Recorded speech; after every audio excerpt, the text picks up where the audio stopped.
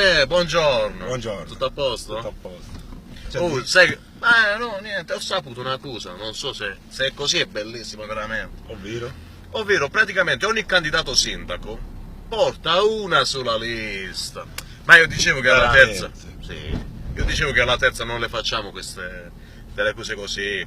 Cioè, alla terza non si fa che si presentano le liste con gli alberi genealogici delle famiglie, no. Alla terza una sola lista, un candidato sindaco, senza rompere gli schemi, senza mettere parenti contro, liste, le famiglie, i numeri, no. Lo stradatario, prendere le persone in base anche alla zona, se è conosciuta o meno. Poi magari di politica non si interessa, non ha interesse a fare attivismo per la comunità, quindi portano soltanto voti a un solo sindaco, certo, alterando le regole della democrazia. Certo.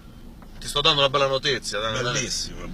Meno male, hanno dimostrato di essere coerenti con il 5 Stelle. Pesce d'aprile, Daniele. Pesce d'aprile, non è così. 4-5 liste per candidati. Ciao, ci dispiace. Ciao.